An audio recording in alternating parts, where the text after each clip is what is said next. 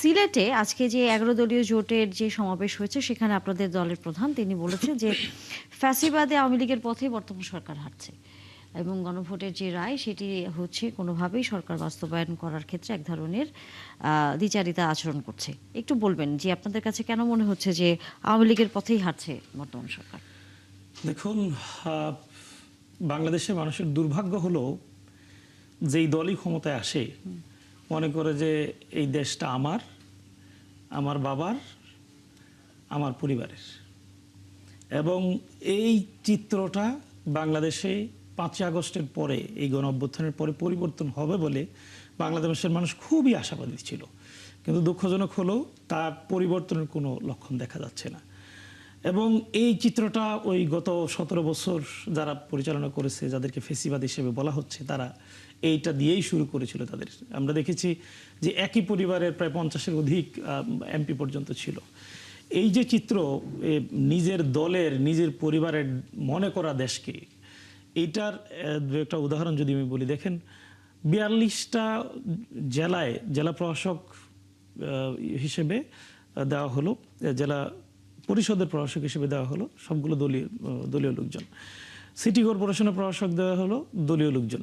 গত কয়েকদিন আগে সরকারি ১২টা প্রতিষ্ঠানের মধ্যে Bangladesh overseas employment and services limited, BOSL যেটাকে বলে, তাকে বিএনপির আন্তর্জাতিক সম্পাদক রাশেদুল হক সাহেবকে এখানে দায়িত্ব দেওয়া হলো।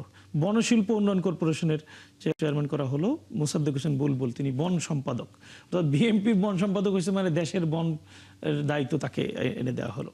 নৌ পরিবহন কর্পোরেশনের চেয়ারম্যান করা হলো TM আব্দুল বারী ড্যানি, তিনি বিএনপির ধর্ম বিষয়ক সম্পর্ক, তাকে এখানে দেওয়া হলো।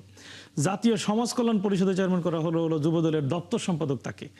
জুট কর্পোরেশনের চেয়ারম্যান করা হলো মামুন হাসান, যুবদলের ভারপ্রাপ্ত সম্পাদক। এরকম 12টা প্রতিষ্ঠানের প্রধান হিসেবে দায়িত্ব পালন করার জন্য, বিভিন্ন পদে দায়িত্ব পালন করার জন্য সরকারি একেবারে মূল জায়গা, সেই জায়গাগুলোতে নিয়ে এসে দলের পদস্থ লোকজনকে দেওয়া হলো। এবং দেখা যায় যে যারা নির্বাচনে প্রার্থী হয়েছিল, হেরেছে, এরকম পরাজিত লোকজনকে পুরস্কৃত করার জন্যেই তাদেরকে এখানে দেওয়া হয়েছে। দেখেন, এই আমরা যে এলাকায় আছি, সিটি কর্পোরেশন এলাকায়, সিটি কর্পোরেশনের যিনি এখন প্রশাসক, তিনি ঢাকায় নির্বাচন করেছে, নির্বাচনে পরাজিত হয়েছে। এই যে সর্বক্ষেত্রে দলীয়করণের একটা প্রচেষ্টা, দলকে সবার আগে প্রায়োরিটি দেওয়ার প্রচেষ্টা, এটা আসলে বিএনপির যে মূল স্লোগান সবার আগে বাংলাদেশ, এইটার সাথে কতটুকু যায়? এটার সাথে কোনোভাবেই যায় না। এটার সাথে সাংঘর্ষিক একটা চিন্তা। এই চিন্তাটা পরিবর্তন হবে বলেই বাংলাদেশের মানুষ 5ই আগস্টের এই অভ্যুত্থানের পরে মনে করেছিল, কিন্তু আসলে কোনো পরিবর্তন কোনো জায়গায় দেখা যাচ্ছে না। এই কারণে আপনারা দেখবেন যে বিএনপির 100 দিন উপলক্ষে টিআইবি একটা রিপোর্ট পেশ করেছে, যেখানে তারা 100 দিনে 605 খুন, 95 ধর্ষণ, এরকম একটা চিত্র দিয়েছে, কিন্তু এটা শিরোনাম করেছে যে এবার আমাদের পালা। অর্থাৎ আগে ছিল আওয়ামী লীগের পালা, এবার বিএনপি সব জায়গায় বলছে এবার আমাদের পালা। আমরা আপনার এই অভিযোগগুলোর উত্তর নিশ্চয়ই শুনবো। ব্যারিস্টার আবু সায়েম আছেন আমাদের সাথে। ধন্যবাদ। যেটা হচ্ছে আসলে সালাউদ্দিন আইয়ুবী যেটা দিয়ে শুরু করেছেন, যে যারা ক্ষমতায় আসে তারাই মনে করে নিজের দেশ কিংবা বাপের দেশ, বিএনপি এটা মনে করে না। এটা আমি ওনাকে অত্যন্ত কনফিডেন্সের সাথে বলছি এবং কখনো মনেও করেনি। বিএনপি ভালো করে সুন্দরভাবে দেশের স্বার্থেই দেশ পরিচালনার চেষ্টা করেছে। ভুল ত্রুটি থাকতে পারে, অনেক জায়গায় সংশোধনের বিষয় আছে, কিন্তু নিজের বাপের দেশ মনে করে এবার 12ই ফেব্রুয়ারির পরে বিএনপি আবার শুরু করেছে। সালাউদ্দিন আইয়ুবী সাহেব যদি এটা মনে করেন তাহলে তিনি অবশ্যই ভুলের ভেতরে আছেন। আসলে রাজনৈতিক সংস্কৃতির যে জায়গাটা বাংলাদেশে আছে, সেই মুক্তিযুদ্ধের পর থেকে, দেশ স্বাধীন হবার পর থেকে আজকে যদি 55 বছর ধরি, এই 55 বছরে আমাদের যে রাজনৈতিক সংস্কৃতিটা বিকশিত হয়েছে 55,000 বর্গমাইলে, সেটা প্রত্যেকটা রাজনৈতিক দলই কোনো না কোনোভাবে নিজের অ্যাঙ্গেল থেকে দেশটাকে দেখে, উন্নয়নটা থেকে দেখে, এবং সবচেয়ে মজার বিষয় হচ্ছে ধর্মীয় আলোচনা থেকে শুরু করে সততাকেও নিজের দলীয় দৃষ্টিভঙ্গি থেকে দেখে।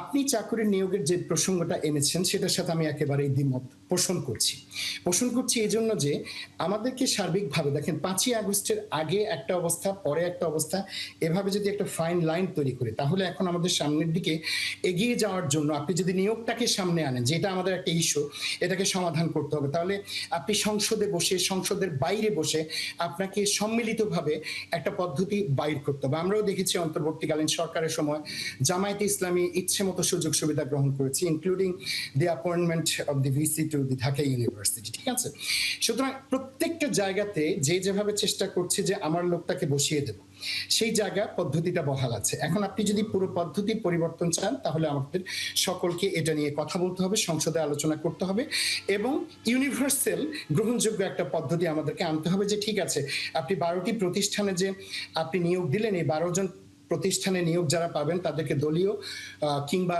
নির্দলীয় কিভাবে হবে সেটাকে আপনাকে সিস্টেমটা দাঁড় করাতে হবে, আইন প্রণয়ন করতে হবে। চুক্তিভিত্তিক নিয়োগের ক্ষেত্রে দলীয় জায়গা থেকে কাউকে নিয়োগ দেওয়া যাবে না, এটা কোথায় পেয়েছেন সালাউদ্দিন আইয়ুবী সাহেব?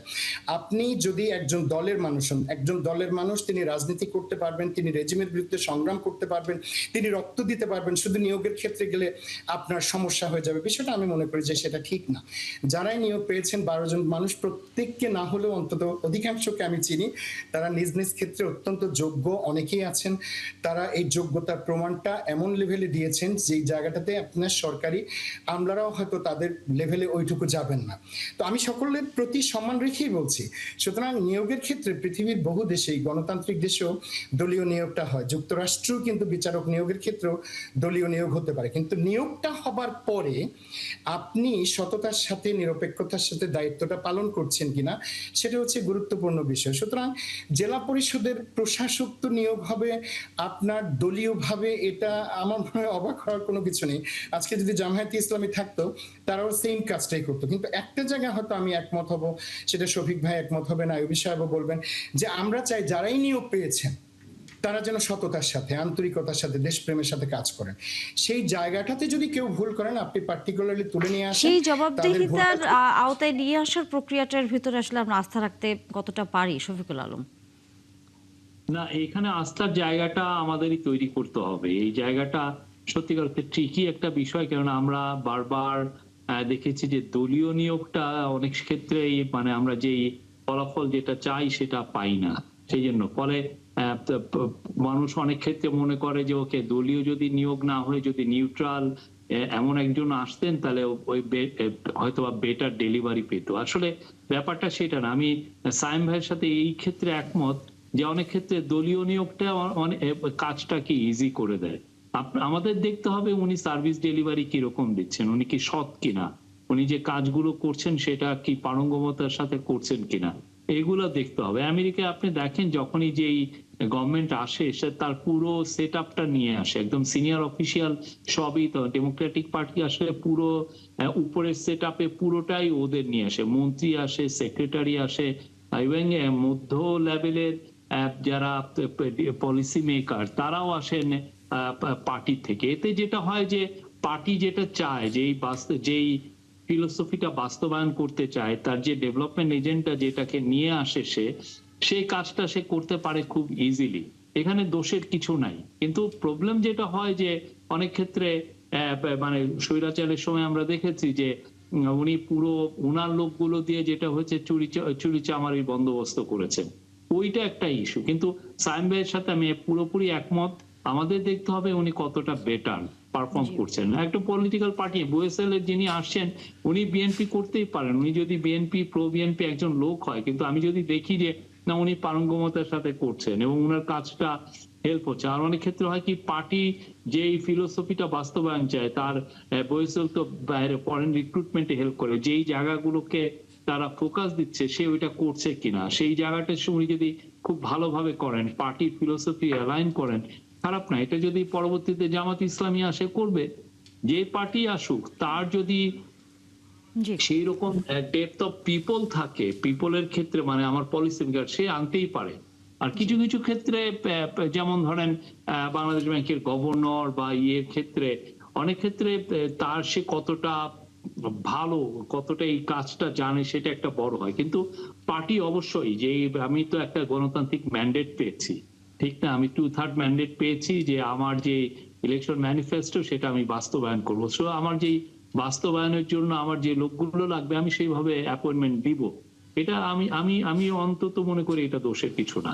আচ্ছা, সালাউদ্দিন নবী, আপনার যদি কিছু যুক্ত করা থাকে আমরা আলোচনাটা শেষ করব। জি, আমরা একটু এই আলোচনা যাওয়ার আগে আমাদের সায়েম সাহেব বলার চেষ্টা করেছিলেন যে ইন্টারিম গভর্নমেন্ট সময়ে জামাত ইসলামের সুযোগ সুবিধা বুক করেছে, এখন বিএনপি সুযোগ সুবিধা বুক করবে, মানে উনি এইভাবে একটা টার্ম ইউজ করার চেষ্টা করেছেন। আসলে একটা কথা আছে, মানে বৃক্ষ তোমার নাম কি ফলে পরিচয়। আসলে ইন্টারিম গভর্নমেন্টকে যদি আপনি একটা বৃক্ষ হিসেবে চিন্তা করেন, এটা রেজাল্টটা কি এটা দেখলে বোঝা যায়। দেখেন, ইন্টারিম গভর্নমেন্টের একজন উপদেষ্টা ছিলেন যিনি বর্তমান সরকারের একজন মন্ত্রী। ওই বৃক্ষ থেকে সরাসরি রেজাল্ট হিসেবে মন্ত্রী পাওয়া গেল। এক, দুই নম্বর হলো ইন্টারিম গভর্নমেন্টের প্রধান আইন কর্মকর্তা যিনি ছিলেন, অ্যাটর্নি জেনারেল ছিলেন, তিনি এখন আইনমন্ত্রী। সুতরাং বোঝাই যাচ্ছে যে আসলে মানে ওই গভর্নমেন্টের মানে রুলিং যেই পাওয়ার এক্সারসাইজের সুযোগ কার ছিল, কারা করেছে এবং তারা কারা ছিল, একেবারে স্পষ্ট বোঝা যায়। সুতরাং আমার কাছে মনে হয় ওনার এটার ওই বক্তব্যের কোনো ভ্যালিডিটি আছে বলে আমার কাছে মনে হয় না। দ্বিতীয় হলো, তিনি বলছেন যে যোগ্যতা দেখে ভাই আমি আপনাকে একটু ইয়ে দেই যে এটা আসলে আপনারা যেভাবে দেখছেন সেভাবে না। ওনারা বিএনপি মনে করেছেন যে ডক্টর খলিলুর রহমান খুবই ভালো একজন ডিপ্লোম্যাট, তাদের দরকার ওনাকে নিয়েছে। এবং ডক্টর খলিলুর রহমান যখন ইন্টারিম গভর্নমেন্টে ছিলেন খুবই ব্রিলিয়ান্ট, তার জব যা করেছেন সেটা ব্রিলিয়ান্টলি উনি পারফর্ম করেছেন। তো ওনার কাজে যদি বিএনপি পছন্দ করে ওনাকে নেয়, এটা দোষের কি আছে? আপনি আমেরিকায় আপনি যদি দেখেন, ডেমোক্রেট পার্টির একজন দেখা গেল যে ডিফেন্স সেক্রেটারিকে রিপাবলিকানরা অনেক সময় রেখে দেয় যে না উনি ভালো করছেন, আমরা কন্টিনিউটি চাই এখানে। তো কন্টিনিউটি এটা হতেই পারে। আপনার যদি কিছু যুক্ত করার থাকে এখানে, আমাদের হাতে একেবারে সময় শেষ, 1 মিনিটের মতো। আমি বলবো বাংলাদেশের উনি একজন অ্যাসেট, তো আমি এখানে দোষের কিছু দেখি না। সেক্ষেত্রে জি সরি, আমার একটা ছোট কারেকশন দিতে হবে, যেটা আইয়ুবী সাহেব বললেন যে আমি নাকি বোঝানোর চেষ্টা করেছি যে ইন্টারিমের সময় জামায়াত সুবিধা ভোগ করেছে এবং এখন আমরা সুবিধা, আমি এটা বলিনি আইয়ুবী সাহেব। অহেতুক এমন একটা বিষয় ছেড়ে দেবেন যেটা নিয়ে একটা তিক্ত আলোচনা শুরু হবে, এটা তো কোনো মানে নেই। আমি বোঝাতে চেয়েছি যে আমাদের যে রাজনৈতিক সংস্কৃতিটা এতদিন পর্যন্ত প্রতিষ্ঠিত হয়েছে, সেখানটাতে আমরা প্রত্যেকেই রাজনৈতিক দৃষ্টিভঙ্গি থেকে সবকিছু দেখার চেষ্টা করি এবং সেভাবে আমরা বিন্যাসটা করে থাকি। তো আমি এটাও সাথে সাজেশন দিয়েছি যে 5ই আগস্টের আগের একটা অবস্থা, পরের একটা অবস্থা, এই ফাইন লাইনটা ধরে আমরা যে কোনো ক্ষেত্রে যদি একটা পদ্ধতি তৈরি করতে পারি, সে পদ্ধতি তৈরি করবার ক্ষেত্রে বিরোধী দলেরও ভূমিকা থাকবে, আপনি আইয়ুবী সাহেবের একটা ভূমিকা থাকবে, আপনার সিস্টেমটা চালু করেন, তারপর আমরা এটা নিয়ে হয়তো কথা বলতে পারবো। কিন্তু নিয়োগের ক্ষেত্রে বিএনপি যে নিয়োগগুলো দিয়েছে, দলীয় ভাবেও যদি, দলীয় লোক দিয়েও যদি নিয়োগটা দিয়ে থাকে, বিন্দু মাত্র সেখানটাতে এমন কোনো অযোগ্য লোক দেওয়া হয়নি যেটা নিয়ে জামায়াত প্রশ্ন তুলতে পারবে। মানে আমি যুক্ত করি তাহলে, উনি যে খুব ফুলিয়ে বলছেন যে বিএনপি এখন পর্যন্ত যাদেরকে নিয়োগ দিয়েছে তারা যোগ্যতার মাপকাঠিতে আলহামদুলিল্লাহ বেশ ভালো করছে। একটা ছোট্ট উদাহরণ দিই, আমার বাড়ি গাজীপুর সিটি কর্পোরেশনে যাকে প্রশাসক দেওয়া হয়েছে, আপনি যদি যান একেবারে 57টা ওয়ার্ডে শত শত বিলবোর্ড পাবেন, যে বিলবোর্ডে বড় বড় করে ওনার ছবি দেওয়া, মাননীয় প্রশাসক গাজীপুর সিটি কর্পোরেশন, বড় বড়, মানে আমি বলবো যে কত কোটি টাকা খরচ করেছে ওনার প্রচারের জন্য। আমি এটা দেখি, উনি যদি একটা কাজ খারাপ করেন, আমি বলি যে এত টাকা তিনি যে খরচ করলেন, এটার কোনো জবাবদিহিতা বিএনপি কি নিয়েছে? এটা কেন কোটি কোটি টাকা খরচ করে বিলবোর্ডটা নিয়ে ওনার বড় বড় ছবি কেন দিতে হবে? এটা কি সিটি কর্পোরেশনের কোনো কাজ? প্রসঙ্গটা হচ্ছে কি, আমি কি কথাটা বলেছি সেটা নিয়ে আমি বললাম। এটা মানে এটা উনি আগামীতে নির্বাচন করবেন, সেটার একটা প্রচার প্রচারণা চালাচ্ছেন সরকারের টাকা খরচ করে, সরকারের চেয়ারে বসে। আপনি চাইলেই এইভাবে করতে পারেন। বক্তব্যটাকে আপনি রেফারেন্স হিসেবে ব্যবহার করেছেন এবং সেখানে বলেছেন আমি এটা বোঝাতে চেয়েছি, আমি সেটা বুঝাইনি এবং সেটা আমি আপনাকে আবার ক্লিয়ার করলাম। এখন আপনি যেটা এসছেন এটা স্পেসিফিক একটা উদাহরণ। আপনি যদি মনে করেন গাজীপুর জেলা পরিষদের প্রশাসক কোনো অন্যায় করছেন, আপনি এটা তুলে আনেন। আমি তো আপনাকে বলিনি যে এটা তুলে আনা যাবে না। আমি এটাই বলছি যে যাদেরকে নিয়োগ দেওয়া হয়েছে সেখান থেকে বিএনপি শিক্ষা নিতে পারতো। যাদেরকে নিয়োগ দেওয়া হয়েছে বিএনপি শিক্ষা নিয়ে এই 12 জনকে নিয়োগ দিতে পারতো, কিন্তু বিএনপি সেটা করছে না। যে আমরা এই আলোচনা আজকে তুলে রাখলাম, আমরা আবারও আলোচনা করব, কারণ সিটি কর্পোরেশন নির্বাচন সামনে, নিশ্চয়ই তখনও নানা বিষয় নিয়ে আলোচনা করবার সুযোগ হবে। ধন্যবাদ শফিকুল আলম, একই সাথে ব্যারিস্টার আবু সাইম। আবারও কথা হবে আপনাদের সাথে অন্য কোনো বিষয় নিয়ে, নিশ্চয়ই আবারও যুক্ত হবে।